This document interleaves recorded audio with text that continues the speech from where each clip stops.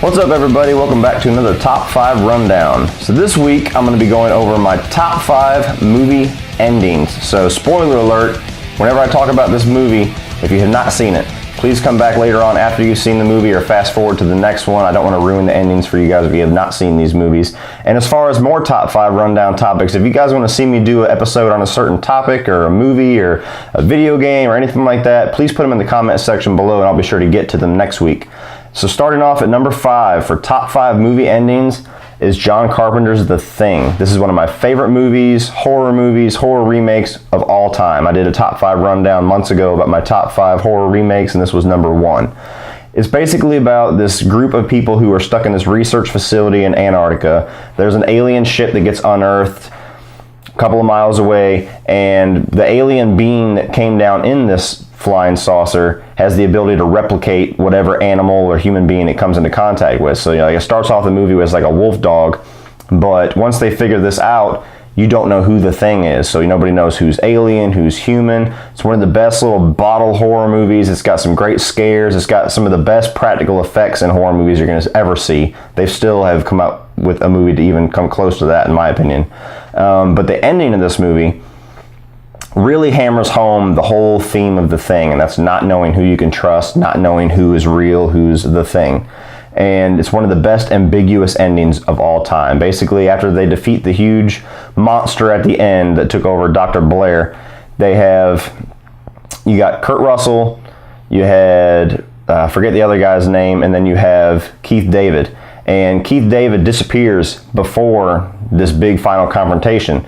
And after Kurt Russell defeats the monster, he comes back out, the entire facility's on fire. He pretty much knows he's as good as dead because nobody's coming to find him and he's got no shelter. Keith David suddenly shows up and they're both too tired, too broken to really do anything to each other or to really show any kind of dominance or strength. And you could tell both of them kind of suspect the other because they haven't seen him in a while. He's like, are you still you? Are you the thing? What's going on? Where were you? And the final line in the movie just really drives it all home. Keith David looks at him and they both know that they're not going to be able to figure out which one's the thing. And then they sit there and Keith David's like, well, what are we going to do about it? And Kurt Russell just looks at him and says, let's just sit here a while and we'll see what happens. Love that ending. And I love the way it just kind of cuts into that score for that movie, that boom, boom, boom, boom, boom, boom, boom, boom.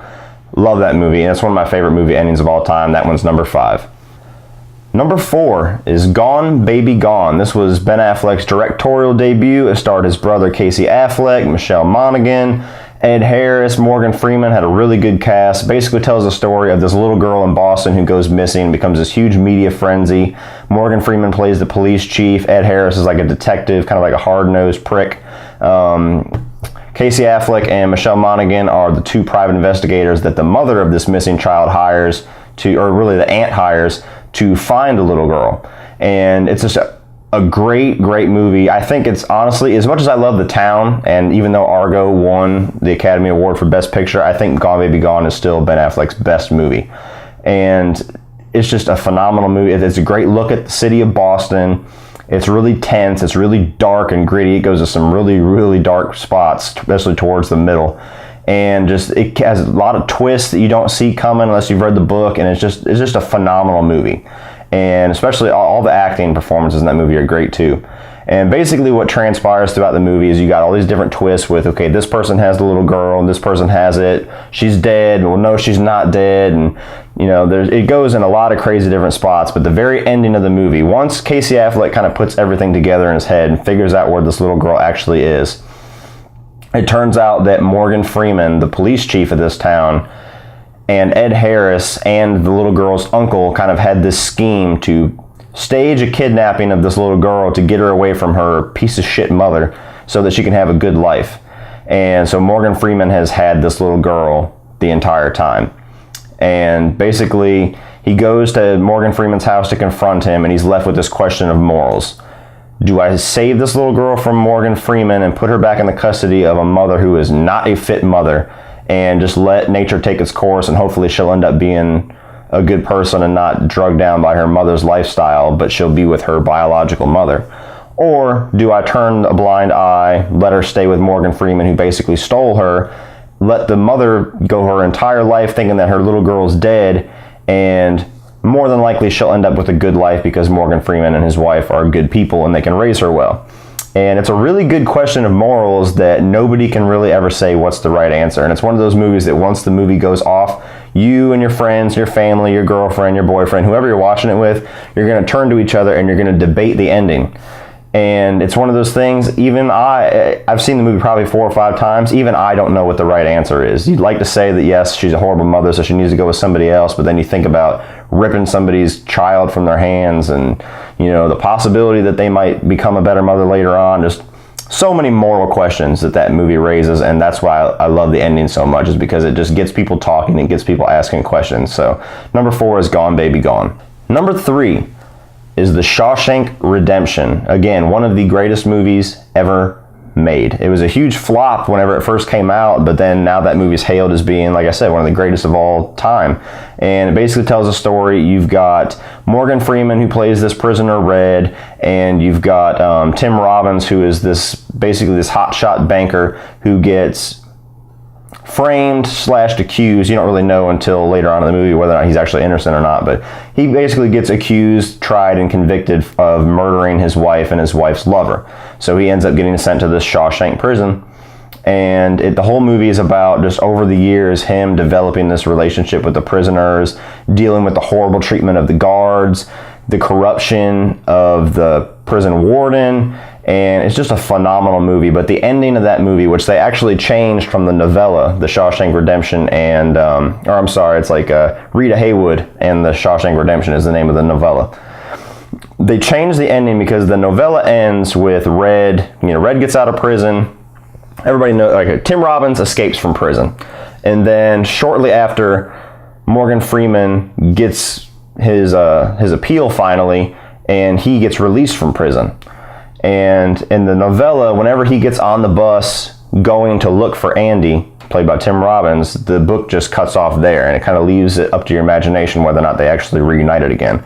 But Frank Darabont, thank God, realized that with the emotional resonance that movie has, and with how wonderful of a relationship those two characters had, we needed as an audience to see them reunite. And that final scene of him finding Andy on the beach, and Andy looking up and seeing him, and they just run to each other and kind of embracing a hug and everything like that. I mean, it's a sappy ending, yeah, but it's just a great ending to that movie. It's one of my favorite movies of all time. And just no matter what, that ending just makes you smile, because the hell that those two guys went through, the fact that they can embrace each other on the other side as free men it's a beautiful ending. So Shawshank Redemption, not only one of the greatest movies ever, but one of my favorite endings. That one is number 3. Number 2 is Inception. Now, this movie came out, and I was already a Christopher Nolan fanatic, so no matter what, I was going to see this movie. And this movie just blew my mind. It was one of the most original, craziest takes on a sci-fi action movie I've ever seen. And the basic idea of the movie is you've got Leonardo DiCaprio, who is kind of the head of this group of people who perform... Basically, they invade people's dreams through this technology that exists in this movie, and they can implant ideas into your head, or they can extract ideas from your head while you're dreaming. And it goes in a lot of really crazy visual styles, how they kind of flesh out the world of dreams, and how like the gravity will change whenever you in real life, you kind of moving around, and just wild innovation in that movie. But aside from my description of what Leonardo DiCaprio and these guys do, the basic idea of the movie is you got Ken Watanabe. He's this big rich guy, and he hires Leonardo DiCaprio and these group of people to perform an inception, which is where they plant an idea in somebody's head, which is supposed to be impossible. And he hires them to do this to Cillian Murphy, who is the soon-to-be head of this rival company.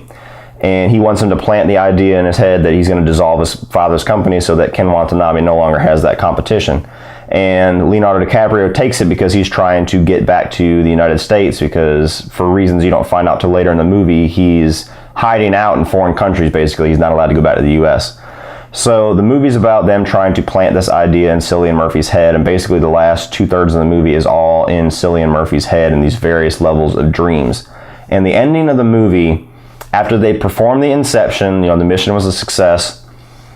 Throughout the movie, Leonardo DiCaprio freaks out whenever he comes out of a dream state. He has the little thing called a totem, which is an object that these guys have that only they know how it feels, how it weighs, what it's supposed to do. And whenever they come out of the dream state, if anything has changed on that totem, or if it doesn't work how it's supposed to be, then they realize they're still in the dream. They're not in reality.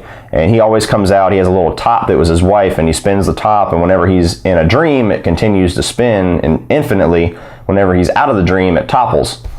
So the ending of the movie, he finally makes it back to the US, and he can finally see his kids again. And he walks into the room of his house, he pulls the top out, he spins it, and then he sees his kids outside. And he's no longer looking at the top, he just runs and embraces his kids, and the camera just slowly pans away from them and shows the top, and the top is continuing to spin, and it looks like it just might start to topple, and the camera cuts to black.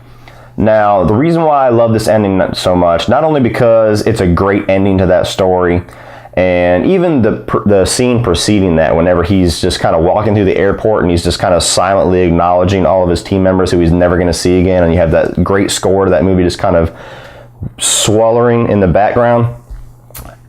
I love that whole setup for that ending. But the reason why I love it so much is because even to this day, people still debate this ending. And it's actually a very simple ending to understand. But people get hung up on, is he awake, is he asleep? When that's really not even the point of the ending. You know, people say, okay, the top continued to spin, so he must be stuck in his dreams, he's never going to get out. Or people say, oh, it just started to topple, so he's actually out, he's just playing with you by cutting the film to black. And the idea of the ending is not any of that. The idea and the main point of that ending is that after the entire movie tells us that Leonardo DiCaprio is so insecure and so afraid of being stuck in a dream state that he just cannot function until he sees that top topple, now that he's back with his kids, he no longer questions his reality. He's not looking at the top because he knows the reality he's in is the reality that he wants. He's no longer scared. He's no longer insecure. He doesn't care if that top ever stops spinning or if it spins for the rest of his life. He's there with his kids. He's finally home. That's the idea of the ending. Now, on top of that, I still believe, yes, he is in reality. He's made it out of the dreams, because there's little hints, and I don't remember exactly if it's that he has his wedding ring on or that his wedding ring is off in the dream, but whenever he's in a dream state, I believe his wedding ring is still is gone, and whenever he's awake, his wedding ring is back on. It's that, or it's the reverse. But anyway, whichever one it is, whenever he's in that final scene, his ring being on or off matches up with him being in reality. So, you know, blowing some people's minds if you never realized that. But that's one of my favorite movie endings of all time, to one of my favorite sci-fi action movies of all time. I love, again, just like Gone Baby Gone, it's an ending that makes people ask questions, makes people talk. So that's why I love that ending so much. So that one is number 2. Number 1, the greatest movie ending of all time, to me, is Seven. This movie was directed by David Fincher. It stars Morgan Freeman, Brad Pitt, and until later on, you don't realize it, but Kevin Spacey in one of his craziest, most prolific roles. And the basic idea of Seven is you got Morgan Freeman, who's this big badass detective, and he's about to be retired, he's about to leave the force. And you got Brad Pitt, who's this new kind of cocky, confident up-and-comer, and he's supposed to kind of take over for Morgan Freeman. And they get partnered up for this little transition period. And right when they get teamed up with each other, this serial killer kind of comes into fruition, where he starts murdering people in the fashions of the 7 deadly sins, you know, sloth, gluttony, greed, wrath, all that. And not only is this one of the darkest and grittiest movies ever, but it's one of the best detective, murder mystery, film noir type movies, because it breaks all the molds and all the cliches of those movies. You know, it starts off and it's your typical murder mystery, with the exception of being really unique with the fashion of the kills. By about the halfway mark, you realize this is a completely different animal. And especially whenever the scene comes when Kevin Spacey walks in. I mean, I think there's still like 3 murders left, so they know they still have time to catch this killer before he's finished. And Kevin Spacey just walks in and he's got blood all over him and he just turns himself in. Everybody, including the characters, the audience, everybody watching that movie is like, what the fuck? Where did that come from? Where is this going now? I have no idea what's going to happen now. Because usually you start thinking, you're like, okay, well, the killer's obviously going to be somebody that they know, so it's probably going to be him, or it might be him, or I bet Brad Pitt's really the killer. And, you know, you always think that when you're watching a murder mystery. You're trying to pick out, okay, which one is it? It's one of these guys we've seen. And 7 just says, nope, fuck you. It's a guy you've never even seen before. It's Kevin Spacey. He just turned himself in, so they didn't even get the gratification of catching the guy. He just turns himself in. And from where the movie goes, from that scene on, all bets are off. Nobody, I don't care who you are, unless you've seen the movie before or somebody tells you the ending, when you first see that movie, if you walk into it blind, you have no idea where that movie's going from that point on. You're just along for the ride. And the way that it wraps up with the famous what's in the box scene, you know, he tells them that if you take me out to this field at this specific time, this specific coordinates, then you will find your last 3 victims. And they get there, they don't know what the hell's going on. They got helicopters following them around. Everybody's watching Kevin Spacey like a hawk, like he's got bombs out there. He's just gonna pull some kind of a, you know, rug out from under him. And boy, does he pull a rug out from under him, because this delivery van just starts coming into frame out of nowhere, and everybody freaks out. They, you know, Morgan Freeman runs to the van, fires his gun, stops him, sends the driver away, and he just delivers this small little box. And inside that box, Morgan Freeman looks, and it doesn't actually show it. And it's genius the way that they don't show it, because it's that much more terrifying of what it must look like whenever he opens up that box.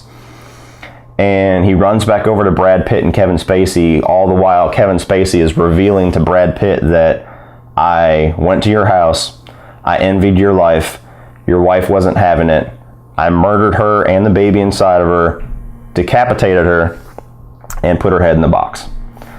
And Brad Pitt, you're shocked as much as Brad Pitt is.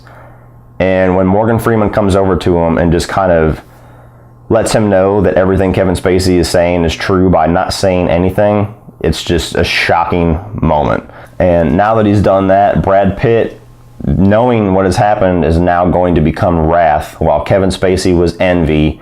And just, it's absolutely insane how that movie ends. And I cannot think of another ending that has quite the impact, quite the shock, and quite the completely out of left field turn that that movie takes that matches up with 7. So 7, absolutely, not only is it one of the best movies, murder mysteries, detective stories ever, not only is it still David Fincher's best movie, but that is my favorite movie ending of all time. So 7 is number 1. Well, that does it for this episode of Top 5 Rundown, guys. Please put your comments below on your top 5 movie endings, or you can comment on mine. Tell me whether or not you agree or disagree, or if you like or dislike these movies. If you like the Top 5 Rundown show, put your own suggestions in the comment section as well on some other topics you might want to see me talk about. I don't care if it's movie, music, video game related, or maybe something off the left field you want to hear me talk about. Just go ahead and put it down. I'll do my best to get to all of them. Please like and share this video, and click that subscribe button. That way next Wednesday you can come back and catch me again on Top 5 Rundown.